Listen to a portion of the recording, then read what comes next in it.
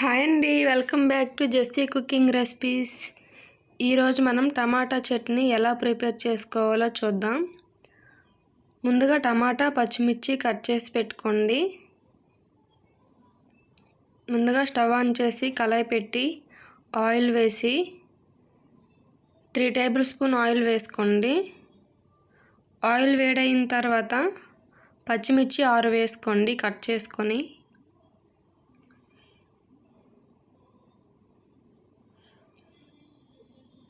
వేపుకోండి. లైట్గా వేగిన తర్వాత టమాటా ముక్కలు యాడ్ చేసుకుందాం.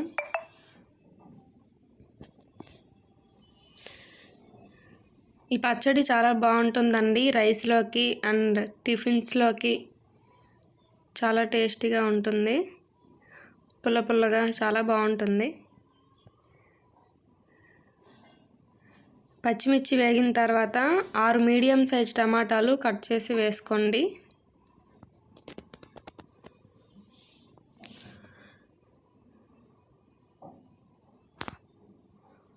సాల్ట్ 1 స్పూన్ వేసుకోండి. బాగా కలుపుకొని మూత పెట్టుకోవాలి.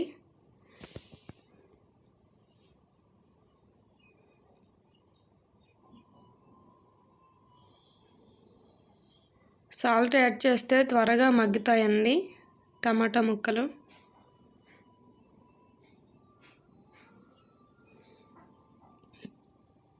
మగ్గాయో లేదో చూద్దాం. ఒకసారి బాగా కలుపుకోండి. చిన్న చింతపండు వేసుకోండి.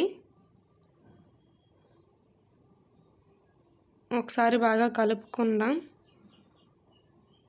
కలిపి మూత పెట్టుకుందాం.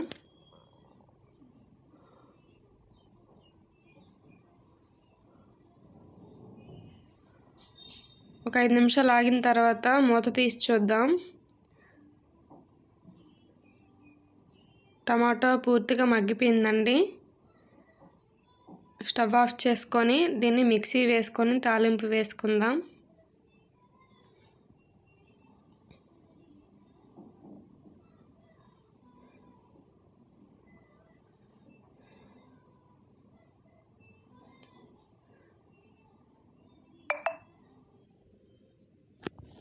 ఒక మిక్సీ జార్ తీసుకొని టమాటా మిక్స్ చల్లగా అయిన తర్వాత అందులో వేసుకొని గ్రైండ్ చేసుకుందాం.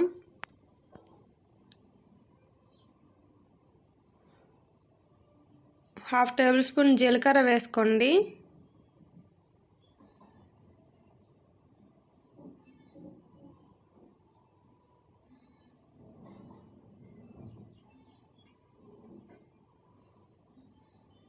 హాఫ్ టేబుల్ స్పూన్ సాల్ట్ వేసుకోండి.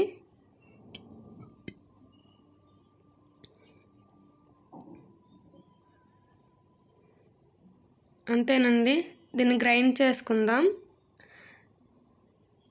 ఇలా గ్రైండ్ చేసుకోండి. మరీ మెత్తగా కాకుండా బరకగా గ్రైండ్ చేసుకోండి. తాలింపు వేసుకుందాం. కళాయి పెట్టుకొని ఆయిల్ వేసుకోండి. ఆయిల్ వేడైన తర్వాత 2 టేబుల్ స్పూన్ పోపులు వేసుకోండి. శనగపప్పు, మినపప్పు, జీలకర్ర, ఆవాలు.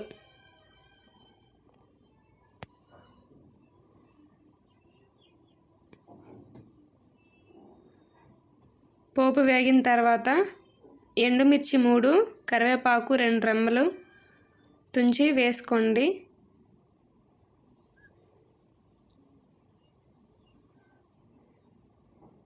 అంతేనండి, పోపు వేగిపోయింది.